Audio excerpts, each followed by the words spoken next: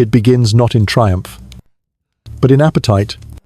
Henry Tudor, the boy who was never meant to wear the crown, came to the throne of England with a smile too charming to be trusted and a hunger too vast to ever be satisfied. He was not yet the monster painted by history. He was the golden prince who rode through the early years of his reign, like a man drunk on sunlight. Handsome, athletic, tall beyond 6 feet, with hair the color of copper and eyes that glittered like something between amusement and threat. He loved music. He loved tournaments. He loved wine. And above all, he loved being adored. England loved him back. At first, they said he was laughter and spring reborn, a young king who would turn the world toward the light. But the thing about hunger is that it never stops where it begins. He was crowned not because destiny chose him, but because death made room. His elder brother Arthur, the true heir, was meant to rule while Henry was meant for the church. Shola in Zilk, not a sovereign in armour. Yet when Arthur died suddenly at 15, the path cleared, and Henry stepped onto it without hesitation. He inherited not only the throne, but Arthur's widow, Catherine of Aragon, a woman who would come to know that being loved by Henry was never safe. Their marriage began as a symbol of peace, and ended as the bloodied wedge that split England from Rome. When Catherine could not give him the son he wanted, the laughter that had once filled his halls turned to thunder. The man who had spent his mornings hunting falcons and his nights dancing began to dream only of heirs and power, his heart curdling into something hard and suspicious. Yet for a time, Henry's court was a theatre of pleasure. He slept late, ate well, gambled, sang, and played the lute. He built grand banquets and hosted dances that lasted until dawn.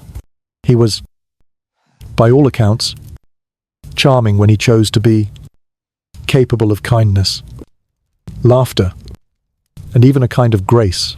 But beneath that, the crack was forming. Every joke hid a test. Every smile concealed a command. When ambassadors visited, he showed off his strength, wrestling and jousting as though God himself had given him the right to win. And yet one day, in the year 1520, he met his match, across a field shimmering with gold tents and silks. The King of France, Francis I, stood opposite him at the field of cloth of gold. The air smelled of meat roasting, banners snapping, perfumes of wine and rivalry. Henry challenged Francis to wrestle before all Europe. He was certain he would win, but he lost. The French king threw him to the ground, and the laughter that followed was like a sword to the English pride. Henry returned home seething, ending the alliance, preparing for war. From that day forward, no one ever dared to laugh at him again. He became restless. He became cruel. The same man who once composed songs and built ships for glory began to see enemies in every corner. He built a navy of 50 ships, the first England had ever truly possessed, and for a time he was proud of it. But pride soon soured into paranoia. He watched his friends fall from grace. Thomas More, the man who once called him a second David, lost his head for refusing to bend. The Tower of London filled with the screams of those who had once toasted his health. The king who had once been adored began to kill the very thing he loved. Most admiration, executed nobilis, priests, boots, and women whose only crime was standing too close to his fire. They say that Margaret Pole, Countess of Salisbury, was 67 when they came for her. They told her to lay her head upon the block, and when she refused, they pinned her down. The young executioner was nervous, and his blade slipped again and again until the 11th blow finally severed her head. The crowd watched in horror, but Henry never blinked. To him, death was simply an instrument of correction, and England was his unfinished symphony. In his younger years, he had been the very picture of vitality, slim, radiant, a man whose armor once measured a 32-inch waist, but as the decades devoured his health and his sanity, his body swelled like the kingdom he had consumed. By the time he reached his final decade, his waist measured 54 inches, and the smell of his rotting leg ulcers filled the corridors of his palaces. They said he spoke to the ghosts of his wives. They said he muttered prayers to himself in the dark. Words no priest could understand. And still he ruled, not as a man, but as a storm that refused to pass. The women who married him, 6 in total, each thought they could tame the sea. 2 were beheaded. 2 divorced. 1 died in childbirth. And 1 survived long enough to bury him. But the truth is that Henry loved none of them. He loved the idea of himself reflected in their frightened eyes. He loved the way power felt when it trembled. He called it love, and he believed it was holy. But love that fears the morning is not love, it is empire. When he finally died in the year 1547, the palace did not mourn. They sealed his bloated body in a coffin of lead and wheeled it through the winter air toward Windsor. Somewhere along the road, the casket cracked, and his corpse began to leak.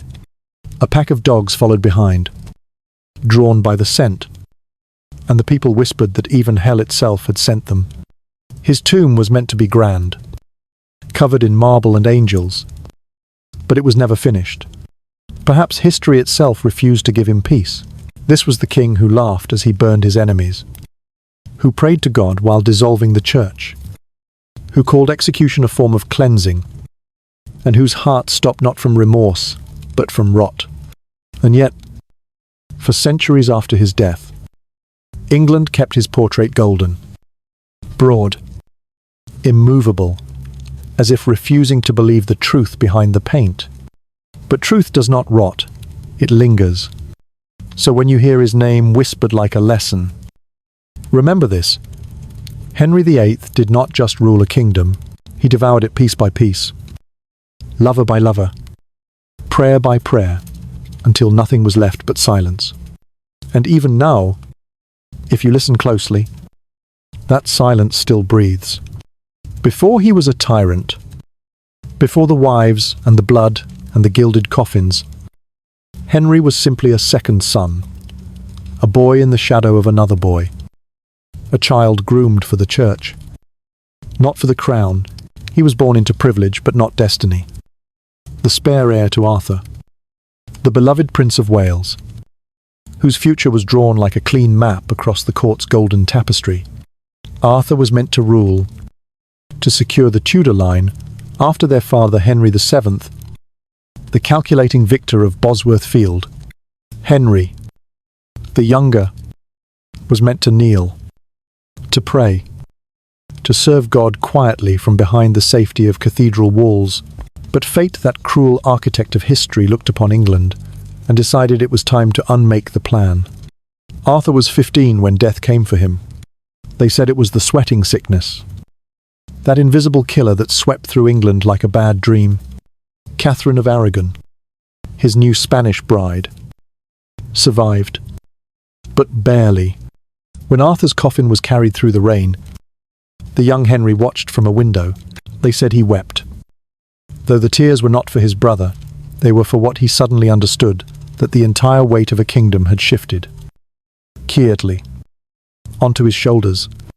He was not ready. He never would be. But ready or not, the boy the priests had tutored in Latin and theology would now wear the crown. The church he was meant to serve would, one day, burn at his command. When Henry became king at 18, England celebrated as if youth itself had been crowned. The people saw not the cautious coldness of his father, but the radiance of a prince who looked like hope. He smiled. Enu danced. He gave away coins from his own hand. The air around him shimmered with laughter and song. But beneath that brightness lived something far older than him: ambition. Insecurity. A gnawing sense that he must prove himself greater than every king who had come before. The courtiers fawned. The artists painted. And the poets compared him to Apollo. It was easy to believe the world revolved around him. because in those first years, it nearly did. The first thing Henry did as king was to undo the world his father had built. Henry VII had ruled like a banker guarding his vault. He hoarded gold, feared nobles, trusted no one. Henry VIII wanted to shine. He opened the treasury, bought silks and jewels, funded feasts that stretched for days. He held tournaments where blood mixed with wine, and his laughter echoed across the tilt yard. He was not a ruler of austerity, but of spectacle. And England, so long kept under restraint, bloomed again in colour, until colour became chaos. Catherine of Aragon, the widow of his dead brother, was brought before him once more. She was older, elegant, deeply Catholic, and devoted to the idea that her suffering was God's will. Henry, young and hungry for grandeur, saw in her a bridge to Spain's mighty empire. Their union required papal approval because of her previous marriage, but politics could bend scripture when it pleased the crown. So they married. The boy king and his brother's widow, in a ceremony heavy with incense and divine promises. The people cheered. The court sighed in relief. England had a queen again, and Henry had an heir in waiting, or so he thought. Years passed, and no son came. One daughter, Mary, was born, but the cradle where a prince should have lain remained empty. At first Henry prayed, then he grew restless. Every sermon about God's punishment for forbidden unions seemed aimed at him. He began to believe that his marriage was cursed, that God himself had closed Catherine's womb because he had taken what was not rightfully his. That guilt twisted into rage, and that rage became obsession. A young lady in waiting named Anne Boleyn, with clever eyes and a French education, began to whisper in his ear about destiny, passion, and kings who defied Rome. She did not yet know it, but she was planting the seed of a schism that would tear a church apart and drown half a nation in blood.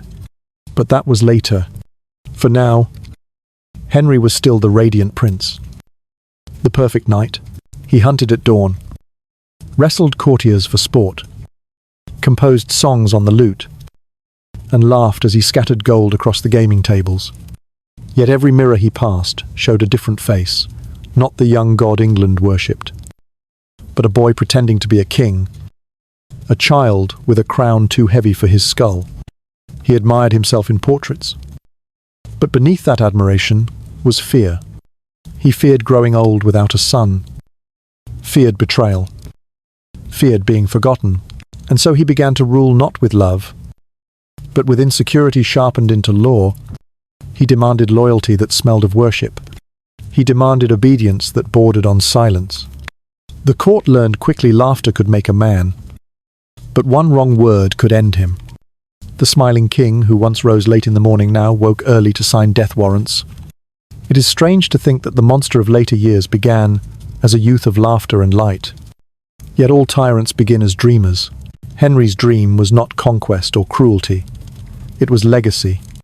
He wanted to be remembered as the English Solomon, wise and godly, whose children ruled after him in peace. But the heavens, ever mocking, gave him everything except that. They gave him music, power, splendor, and 1,000 painted lies, but no peace, and no son. As the years turned, Catherine prayed harder, and Henry drank deeper. The tapestries in Whitehall grew heavy with silence. The once golden boy began to look at the world as if it had betrayed him. He no longer saw courtiers and wives and priests. He saw obstacles. And when a man like Henry met an obstacle, he did what he had always done. He broke it. And so the boy who was never supposed to be king began to prepare for war not against nations, but against God himself. It was supposed to be a celebration of peace, a grand and glittering festival that would prove to the world that England and France could share a dream rather than a battlefield. But behind the gold tents and the silken smiles, two kings were already measuring each other's shadows. Henry VIII of England and Francis I of France, both young, proud, hungry for admiration, met on a plain outside Calais in the year 1520. They called it the Field of Cloth of Gold, and they meant it literally. Every inch of the ground shimmered with wealth. Pavilions sewn with golden thread rose like palaces in the sunlight. Wine flowed through silver fountains. Even the horses wore velvet. For 2 weeks, Europe held its breath and watched as two monarchs turned diplomacy into theatre. Power into performance. Peace into competition. Henry arrived with a retinue that stretched beyond sight, nobles in crimson, musicians carrying lutes, cooks with carts of swan and venison, servants polished to perfection. He wore armor chased with gold, his broad shoulders gleaming like a walking sun. Francis of France, slimmer, younger, but no less dazzling, met him with equal splendor. His camp filled with silk and laughter and the scent of rosewater.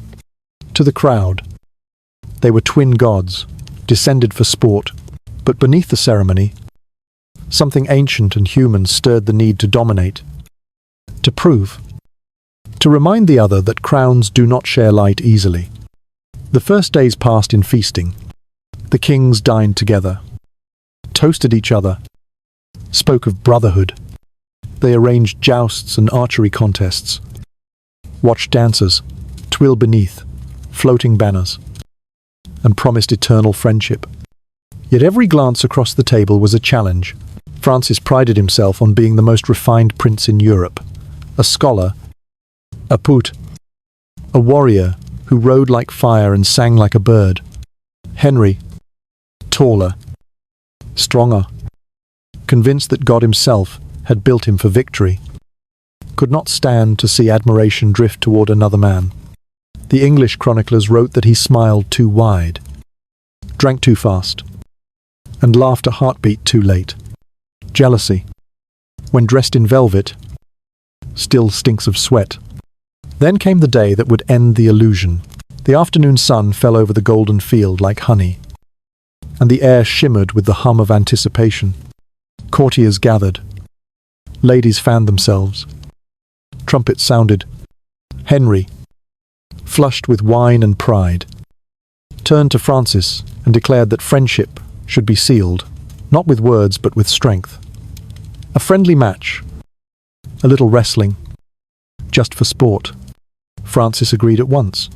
He was a man who feared no contest, especially not one played before 1,000 eyes. The crowd formed a circle, and the two kings stepped forward. For a moment, time held its breath. The silk robes fell away, and the crowns became irrelevant. It was not England versus France now, but man versus man. Pride versus pride. Henry lunged first, confident, laughing. His hand caught Francis by the shoulder, and for a moment it looked as though the English king would win. But Francis moved like water swift, silent, fluid, and with one clean motion, he twisted Henry's weight against him and threw him to the ground. The sound of the fall echoed across the field, heavy and final. The laughter came next. It was polite at first, then louder, then unstoppable. Nobles covered their mouths. Ladies looked away. Henry's face burned crimson beneath the gold sun. He tried to laugh it off, but the sound that left his throat was not laughter at all. Francis offered his hand to help him up, a gesture of grace, or perhaps of triumph, but Henry refused it.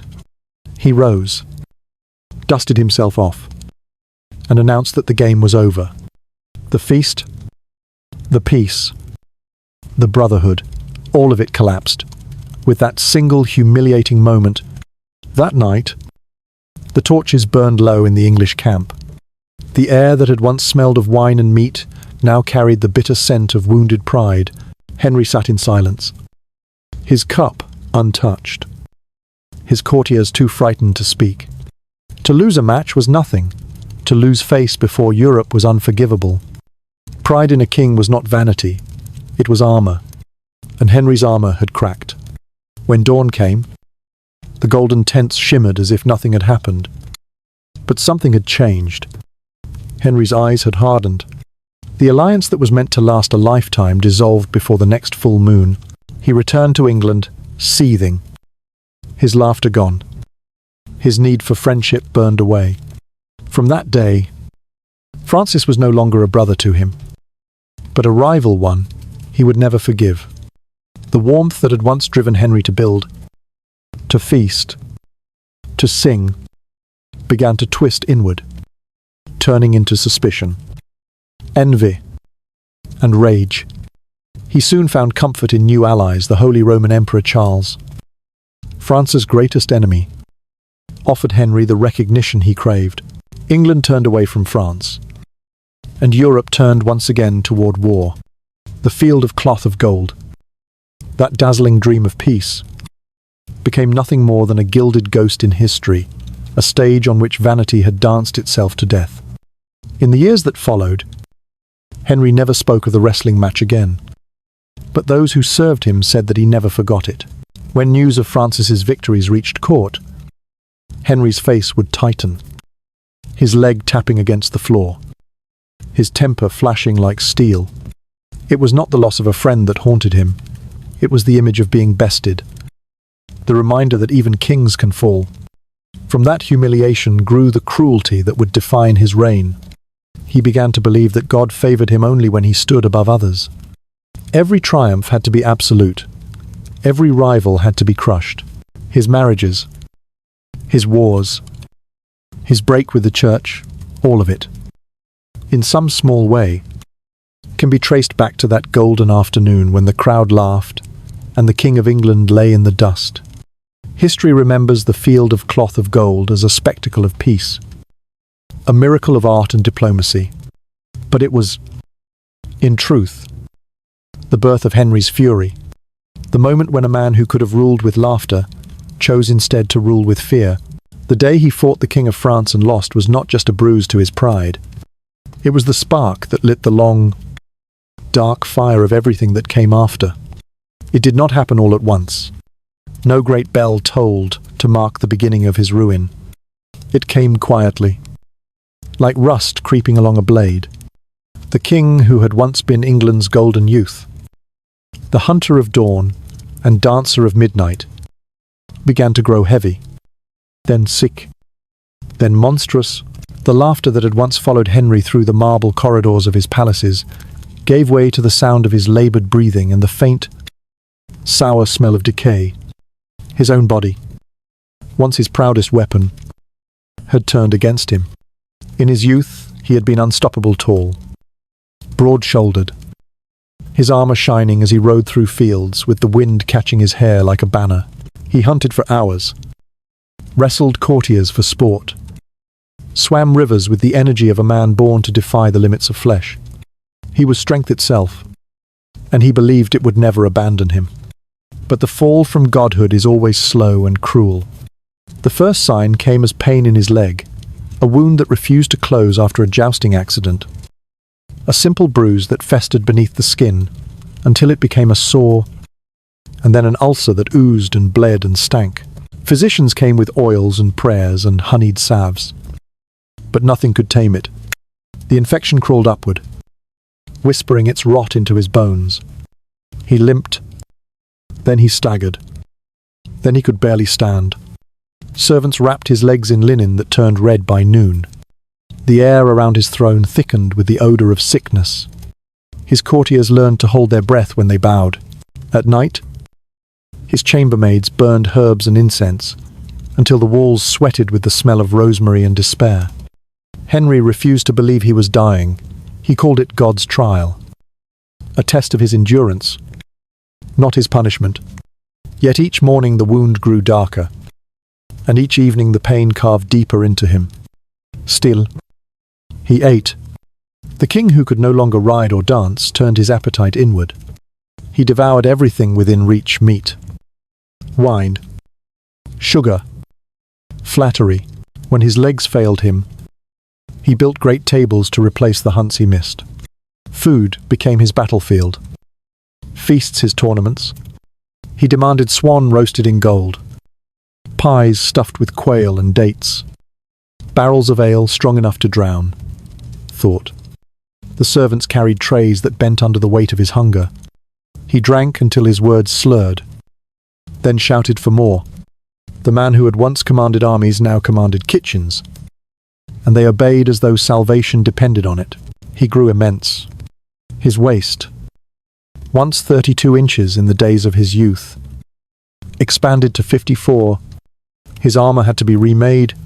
Even his bed had to be widened and reinforced with iron. The young king who had once embodied virility now lay imprisoned by his own flesh. He became angry at the mirrors and ordered them removed.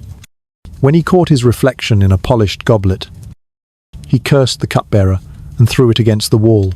No one dared look at him too long. His eyes were still sharp, and his rage was quicker than ever.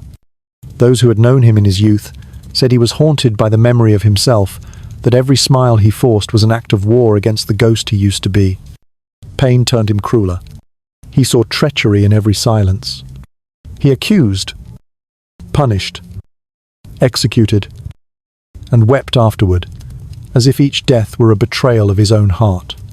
Ministers came and went, each falling from favor faster than the last. The king's word grew unpredictable, one day merciful, the next murderous. In the evenings he would sit by the fire, his swollen legs wrapped, staring into the flames, speaking softly to no one. Sometimes he mumbled prayers, sometimes names. The servants who tended him swore they heard him whisper to the dead Anne, Jane, Thomas, calling them back, as though if he said the name softly enough, they would forgive him. And yet, amidst all this ruin, he still ruled. The courtiers who came before him still knelt, still kissed the ring that weighed upon his swollen hand. His mind, though clouded by pain and fever, remained sharp enough to strike fear into the hearts of those who doubted him. He signed decrees with shaking hands, demanded reports, spoke of ships and wars and faith, as though the world still waited on his command. But even he could feel it slipping, not just his strength, but the illusion that he was chosen. He had broken from Rome, named himself head of the church, declared that his will was divine, and now, trapped in his own body, he began to wonder if God had ever listened at all. Catherine Parr, his sixth and final wife, tended him not as a lover but as a nurse. She read to him from Scripture while he groaned in pain, washed his wounds when others turned away, smiled when he raged. She had seen 5 queens destroyed before her, and she knew that survival required silence. When he struck out in anger, she bowed her head. When he cried, she pretended not to see. She was the only one who dared to stay beside him, and for that she would outlive him. In those last years, the once vibrant court turned grey. The music ceased. The tournaments ended.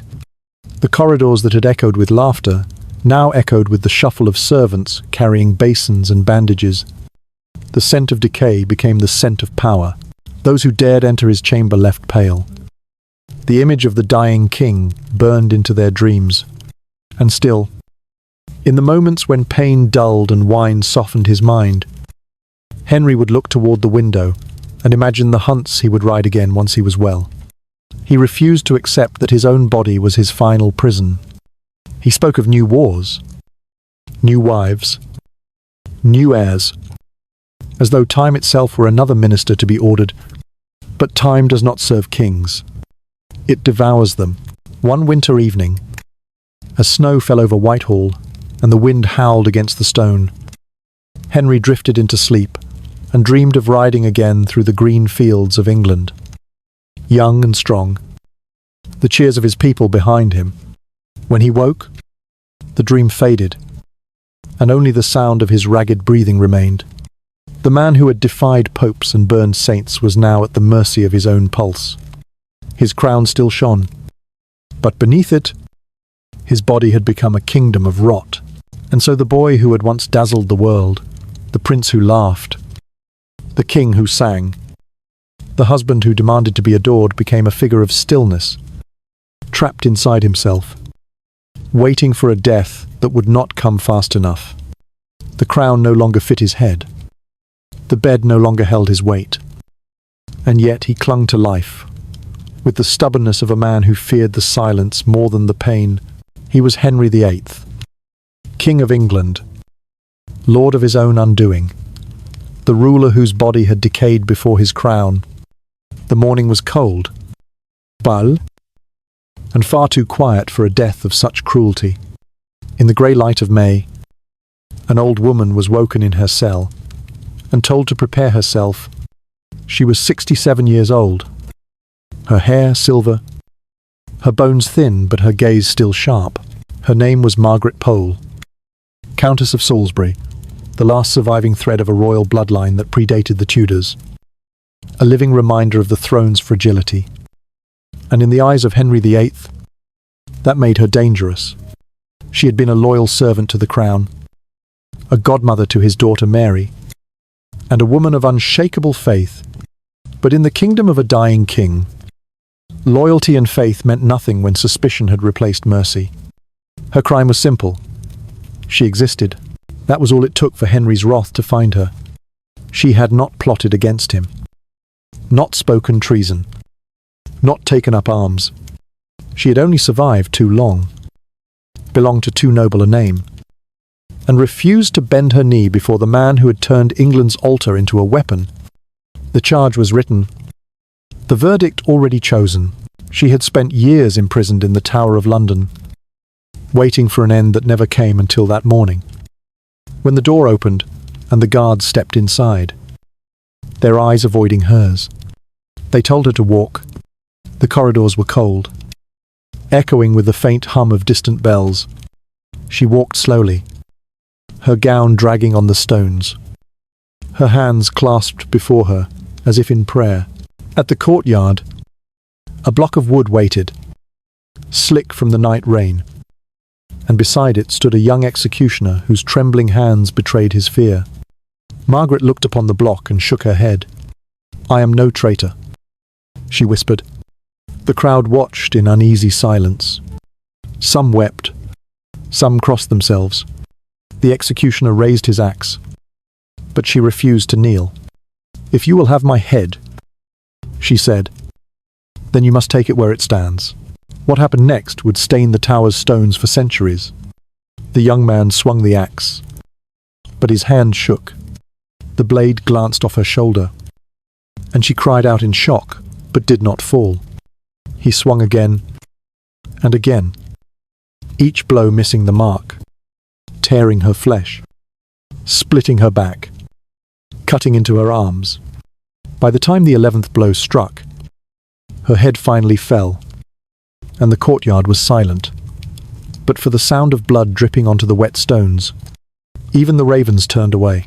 From his palace miles away, Henry was told that justice had been done.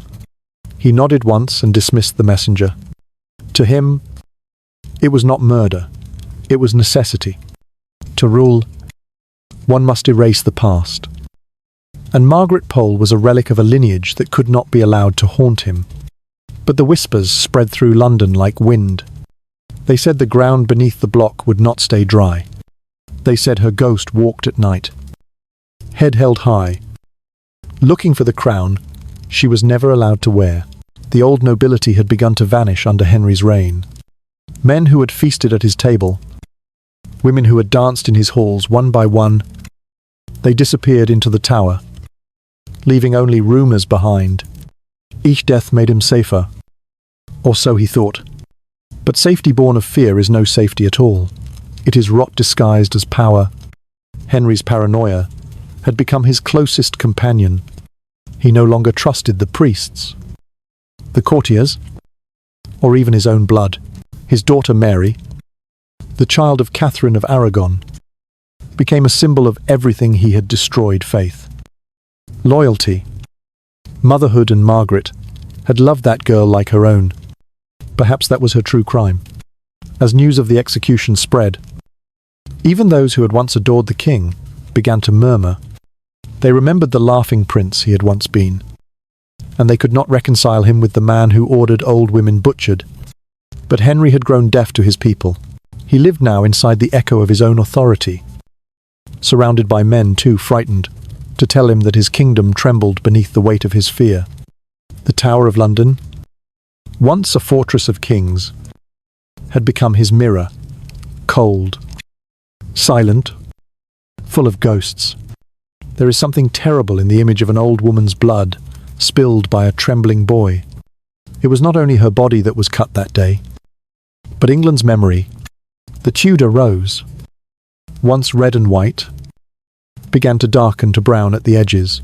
The court poets stopped writing love songs and began writing prayers for survival. The bells that tolled in London tolled not for Margaret alone, but for the last breath of decency in Henry's rule. He did not speak of her afterward, but the name lingered in the palace air. Servants swore that on certain nights, when the wind carried the scent of rain, they could hear the faint sound of an axe striking again and again. Some said Henry dreamed of her the way her eyes had burned with defiance, the way her voice had refused to tremble. They said he would wake in the dark, shouting orders to an invisible crowd, his hands trembling as if still holding the axe himself. It is easy, from the distance of centuries, to see Margaret Pole as a footnote, one more victim in a long list of the king's cruelty. But history is made not by crowns, but by the courage of those who dared to stand upright before them. Her death was not the act of a tyrant's madness alone. It was a sign that the crown itself had begun to rot from within. Henry had built his throne from the bones of his enemies, but now those bones were shifting beneath him. And yet, the king carried on. He continued to feast, to rage, to rule as though nothing had happened. But somewhere in the cracks of his conscience, her voice remained soft, steady, and unbroken. "I am no traitor." The words followed him, echoing through the corridors long after her blood had dried. Years later, when the winter came for him at last, some said that as he lay dying, he turned his head toward the empty corner of his chamber, as if watching someone only he could see. Perhaps it was Margaret, come to collect the debt that even a king could not escape. Perhaps it was the sound of 11 blows landing once more, rhythmically, patiently, in the dark. It was said that Henry loved his ships more than his wives. And perhaps that was true, for ships could not betray him, could not speak, or bleed, or beg. They were obedient things, carved from oak and ambition, vessels that carried his pride upon the salt water of the world. In his mind, they were his immortality proof that he, Henry VIII, had not merely ruled a kingdom, but shaped an empire. He built them as one builds a legend, naming them with devotion the Peter Pomegranate, the Great Harry, and the ship that would become his truest reflection, the Mary Rose. She was a marvel of her age, the pride of Portsmouth, a fortress upon the sea, her decks lined with bronze guns, her sails swelling like lungs. Henry called her his flower of chivalry, a living emblem of the Tudor, rose that symbolized his dynasty's perfection, red for Lancaster, white for York, joined in the peace his father had forged. The Mary Rose would be his legacy, his floating crown. He spared no expense. Gold leaf shimmered across her hull, and trumpets sounded when she left the dock. She was his creation, and like all his creations, she would one day turn against him. The years had not been kind to England's golden prince. His leg was rotting, his mood swung like a pendulum between fury and despair. Yet his love for ships remained a constant. When he could no longer mount a horse, he had himself carried to the cliffs above Portsmouth, where he would sit in a chair lined with crimson velvet, staring out to sea. He found comfort in the movement of the water, in the disciplined grace of the ships that obeyed his every order. At sea, he was still a king. The ocean did not question. The ocean did not remember. It only reflected the sky. In the summer of 1545, Henry's enemies gathered once again. France, his eternal mirror and rival, threatened invasion.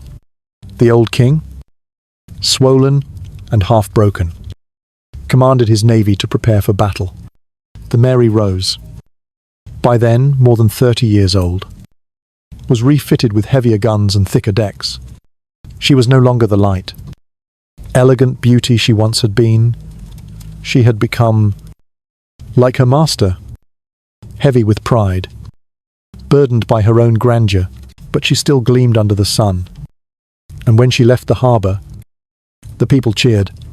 The king smiled, his eyes wet with something that was not quite joy. The wind was calm that morning, the sky wide and blue. Henry watched from the shore, surrounded by nobles and guards. As the fleet sailed toward the horizon, trumpets sounded and the cannons roared, their thunder echoing across the Solent. The king lifted his hand in salute, the gesture of a man who believed his power eternal. Then, in an instant, the sea changed. A gust of wind, a sudden tilt, a misjudged command. No one could say for certain. The Mary Rose heeled sharply, her gun ports open, her cannons loaded. Water rushed in faster than men could shout. Within minutes, she was gone. The witnesses later said that the king's face turned the colour of ash. He had watched her vanish before his eyes, his pride, his emblem, his heart. 400 souls went down with her, their cries swallowed by the sea. Only a handful survived, clinging to the debris that bobbed on the waves. The water turned red, then calm again, as though it had never happened. Henry stood frozen, his cane digging into the earth, the sound of the waves mocking him. The flower he had named after his mother, the rose that was meant to outlive him, had bloomed only to drown. For days, he did not speak. The court moved in whispers, afraid of what silence might mean. Then, slowly, the king returned to his duties. Though something in him had shifted, he began to build again more ships. Stronger, larger, deadlier. If the sea had taken one, he would command 10. If God had betrayed him, he would replace divinity with iron. He built docks and arsenals, forges and towers, until the air of Portsmouth reeked of smoke and ambition. He created the Navy Board, the first true institution of England's maritime might, and through it, he ensured that his power would endure beyond his flesh.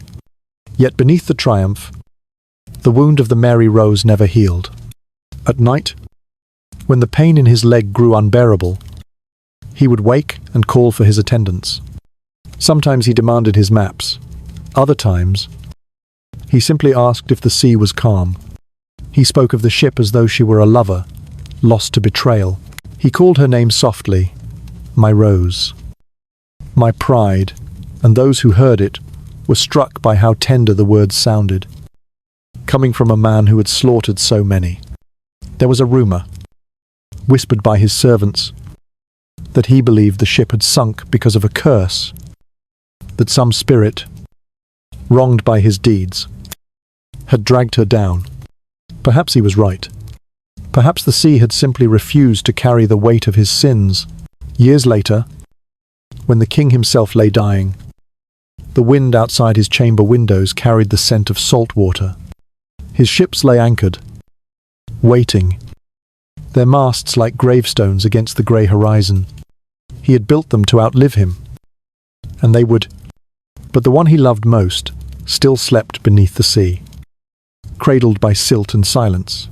The Mary Rose would not rise again for more than 400 years.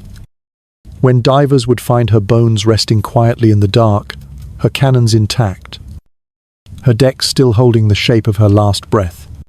When they brought her remains to the surface in the modern age, historians spoke of innovation, of design, of the dawn of England's naval supremacy. But those who looked closer said something else, that the Mary Rose was not a monument to victory, but a warning. She had been perfect, invincible, beloved, and still she had fallen, just like the man who built her. In the end, the navy he created became his only true heir. The empire he never lived to see, yet no ship, nor crown, no nation could hide the truth that haunted his name. Everything Henry touched, he built too heavily, too proudly, too soon. And like the Mary Rose, all of it, the women, the kingdom, the faith, the flesh would eventually sink beneath its own weight. And somewhere, far below the cold waves of Portsmouth, the flower he named for love and glory still lies unopened. Her timbers whispering through the dark, the rose never bloomed.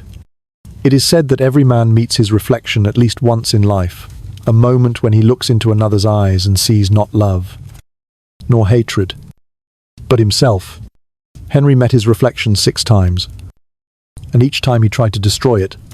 They called them his queens, his wives, his victims, his mistakes. But to Henry, they were chapters of a single obsession, the endless search for immortality through flesh, for a son who would carry his name into eternity, for a woman whose love could mirror his power without challenging it. And because such a woman could never exist, he broke each one in turn, as if shattering a mirror might change the face that stared back. The first was Catherine of Aragon, his brother's widow, his queen for more than 20 years, the woman who began as devotion and ended as defiance. She gave him a daughter, Mary, and years of obedience, but not the son he craved. At first he called her the truest wife that ever man had. But in time, her womb became a battlefield, and her prayers became an insult. When her youth faded and her silence turned into faith, he called her cursed. He tore England away from Rome to rid himself of her. But in doing so, he tore himself away from God.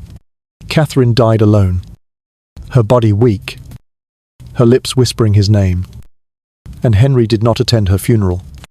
Yet after her death, when the winds howled against the palace walls, he was heard murmuring, "In my heart, she was still my wife." The second was Anne Boleyn, the spark that set the world aflame. She was not beauty in the common sense, but something sharper, something that demanded to be looked at. She had eyes that could undo a man, and words that could crown him. For her, Henry burned his marriage, defied the Pope, and reshaped the very map of heaven. But passion that fierce does not endure. It consumes. When she gave him another daughter instead of a son, Elizabeth, who would one day eclipse them both, his desire curdled into fear. They said she bewitched him. He said she betrayed him. In the tower she waited, regal, even as the executioner sharpened his blade. Her last words were of mercy. "I pray God, save the king." The French sword fell clean and swift, and her blood darkened the straw. Henry wore white the next day. The third was Jane Seymour, pale, quiet, and gentle, as if carved from snow. After the fire of Anne, Jane was the calm that followed a storm, the whisper that soothed the raging god. She gave him what none before had a son, Edward, the fragile prince for whom the king would trade his own soul. Jane died 2 weeks later, her body broken from childbirth. Henry wept for her as he had for no one else, not because she was his truest love, but because she had fulfilled his purpose. Her tomb would become his own, the only woman he chose to rest beside for eternity.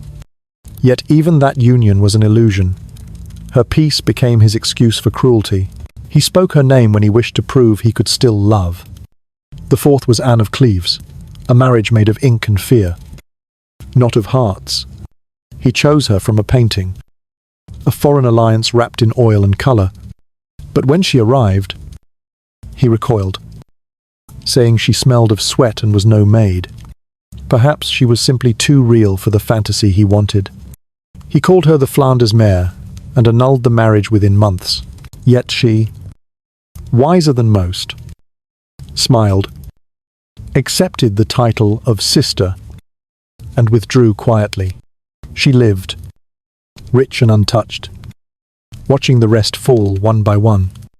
Of all his wives, she was the only one who learned that survival lay not in love, but in distance.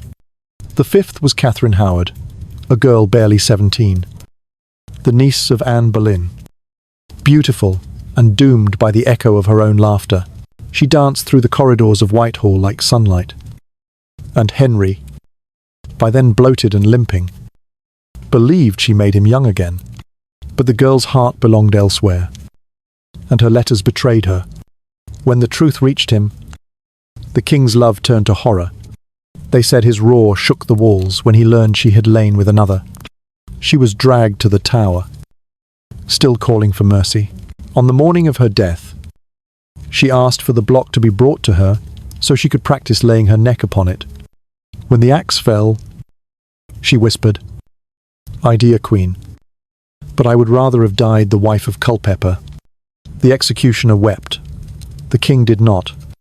And the sixth, Catherine Parr, was not chosen for beauty, nor alliance, nor youth, but for endurance. She was a widow, intelligent, pious, cautious. She read to him when his pain consumed him, tended his wounds when others fainted from the smell. She spoke softly when he raged and smiled when he doubted.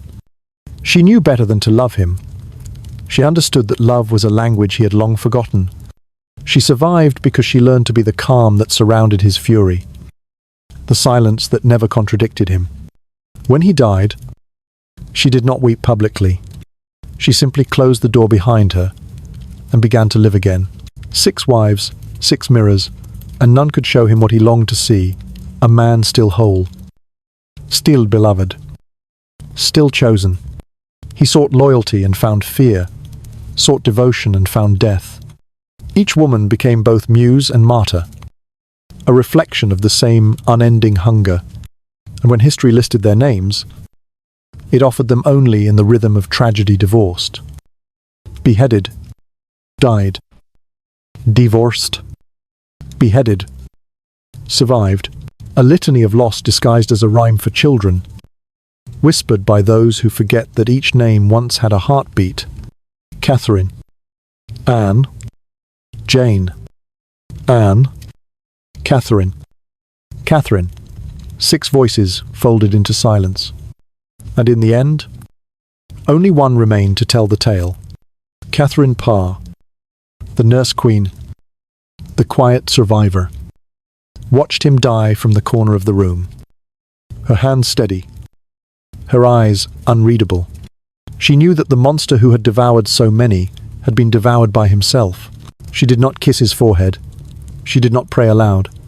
She merely whispered into the air, "You were loved once." And that was enough.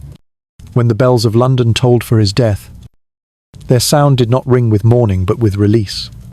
The kingdom breathed again, as though emerging from a long nightmare. The women he had loved, or claimed to, were gone, their shadows stretching across the years like bruises that never faded. And somewhere beyond time, perhaps, 6 figures stood together, not in rivalry, not in fear, but in quiet understanding. The boy who had been loved by so many, the king who had loved no one well, had finally met the only queen who could not be unmade, Death herself. And in her gaze, he found the reflection that no crown, no woman, no son had ever given him, not power, not glory, but the unflinching truth of what he had become. It was winter when the king began to fade, the kind of winter that sinks into the bones and does not leave.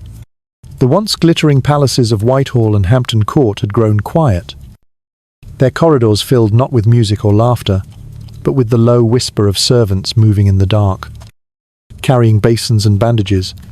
The smell came first, a heavy, sour odor of rot and ointment that clung to the air and stained even the silks that hung from the bedposts. It was the smell of Henry himself, of flesh surrendering to decay, while the crown still glittered above it. He lay propped upon pillows embroidered with the royal crest, their gold threads dulled by sweat. The curtains around his bed were drawn tight, shutting out the world he had once ruled with a roar. Outside, the Thames moved sluggishly under sheets of ice, its grey waters reflecting the pallor of a dying king. Within the room, candles burned day and night, though their light did nothing to soften the shadows. Physicians came and went, their faces solemn, their hands shaking as they examined the ulcers that crawled up his legs like slow fire. They brought remedies, vinegar, herbs, crushed pearls mixed with honey, but nothing worked. The smell grew stronger, the pain sharper, and the man who had once terrified nations now whimpered for sleep. There were moments when the pain would subside, and the old spark would return. He would call for wine, demand that his musicians play, or summon his ministers to discuss matters of state, pretending that he was still the king of old. They humoured him. Of course, they bowed and nodded, and wrote down his slurred commands. But the truth was already clear. Henry was no longer the ruler of England. He was the prisoner of his own body, a bloated relic wrapped in silk. His kingdom had outlived him, and his name had become a warning whispered in candlelight. The few who dared enter his chamber could barely stand the air. Beneath the scent of myrrh and smoke was something raw, the unmistakable stench of death taking its time. Even the dogs that had once followed him everywhere refused to come near. Servants stuffed lavender into the curtains, burned pine resin on the hearth, and opened windows only at night, when the wind was too cold to carry the smell. But it always returned. It was as though the room itself was rotting, the walls breathing out the last exhalations of the man they had enclosed for so many years. Catherine Parr was often there, sitting quietly at his side, her hands folded in her lap, her eyes steady.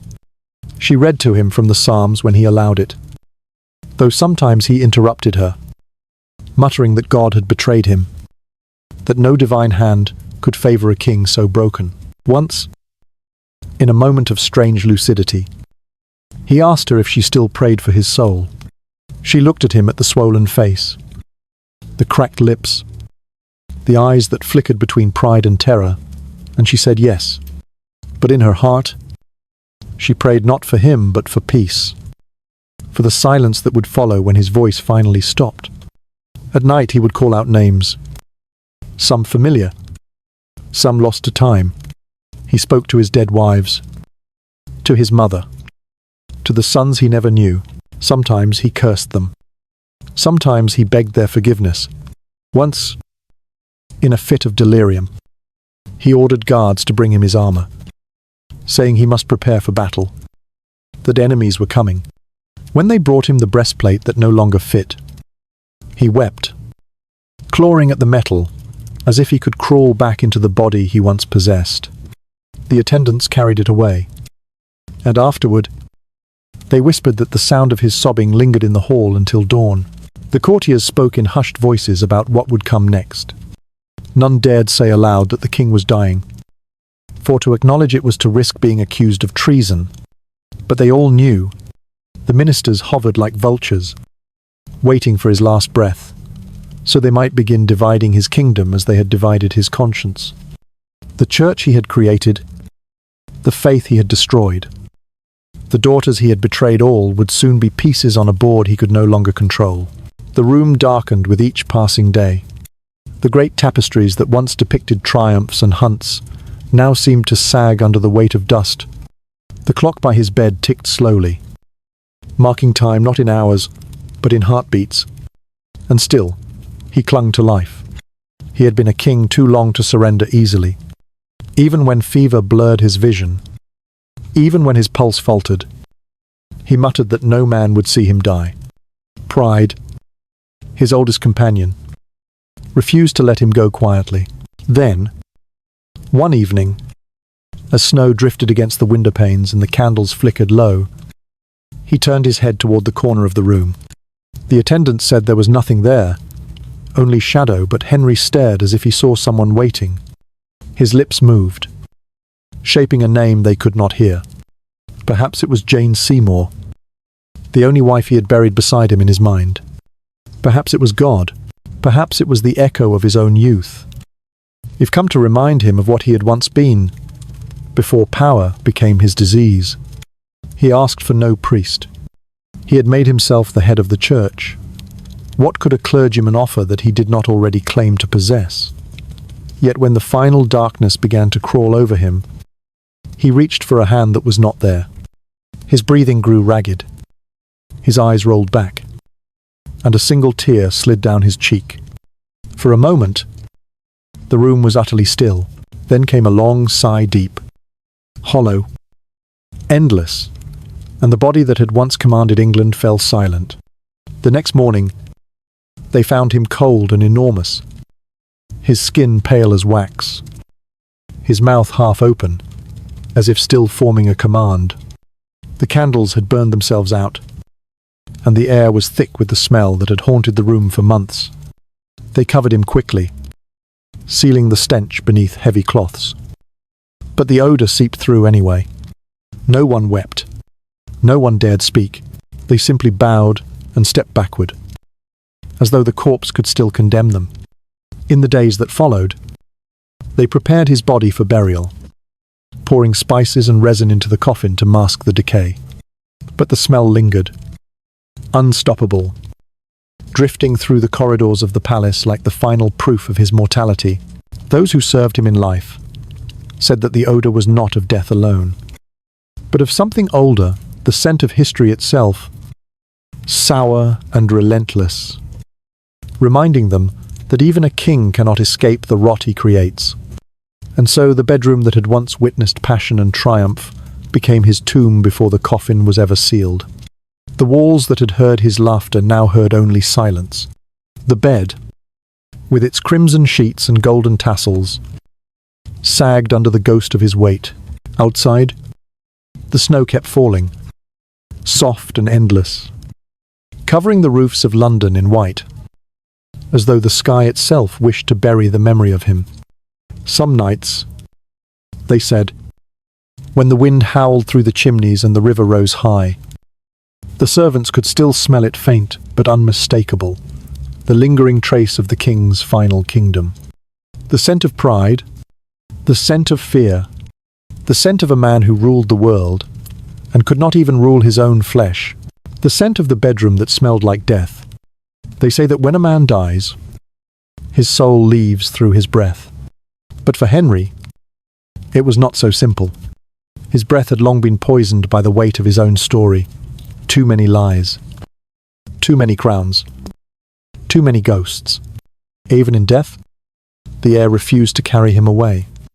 The man who had devoured England, the king who had rewritten the word God to include himself, left behind not peace, but a trail of unfinished prayers.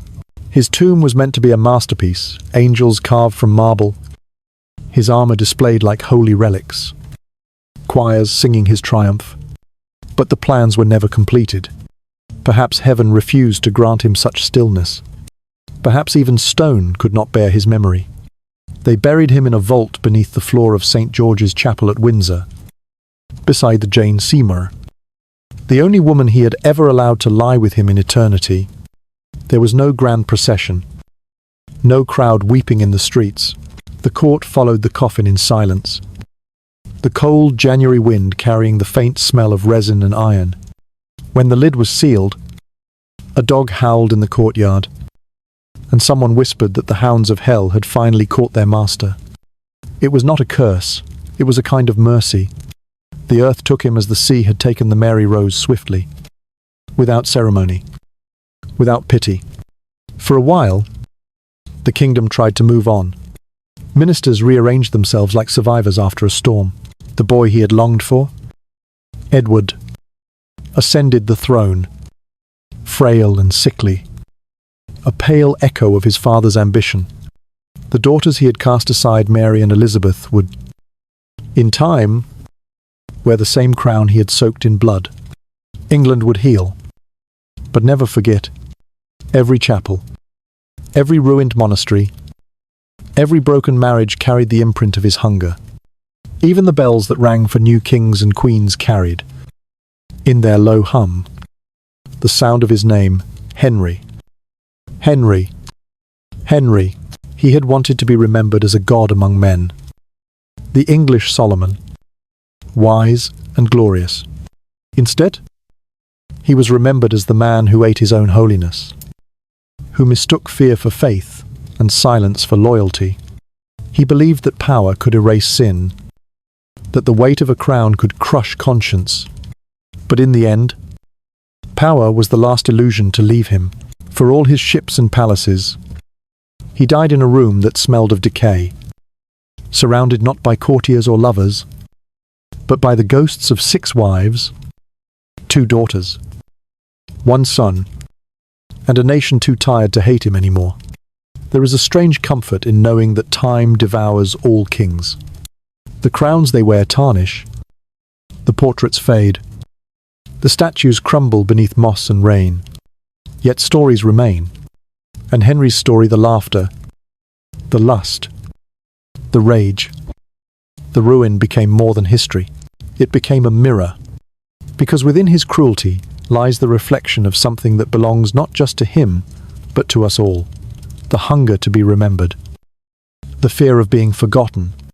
He built cathedrals and burned them down, loved women and destroyed them, blessed his kingdom and cursed it, all to keep his name alive.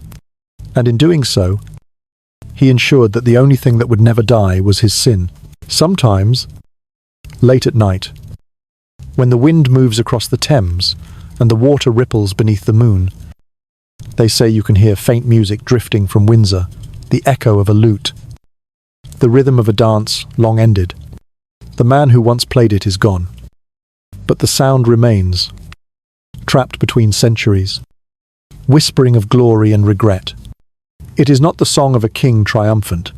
It is the lullaby of a man who has finally grown tired of being himself.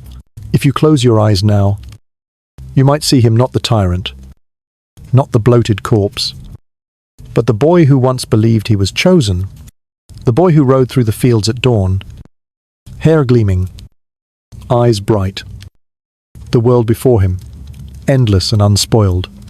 He does not know what he will become. He does not yet carry the weight of death in his body. He is only a dream of greatness, the first breath of a legend that will one day consume itself.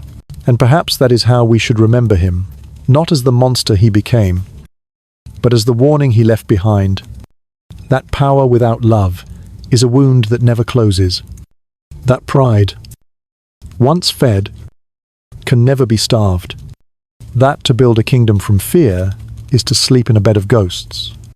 Henry VIII ruled for nearly 4 decades, but what he truly conquered was himself, over and over, until there was nothing left to win.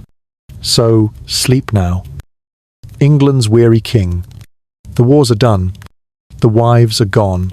The sea is quiet. The crown has outlived the flesh that wore it.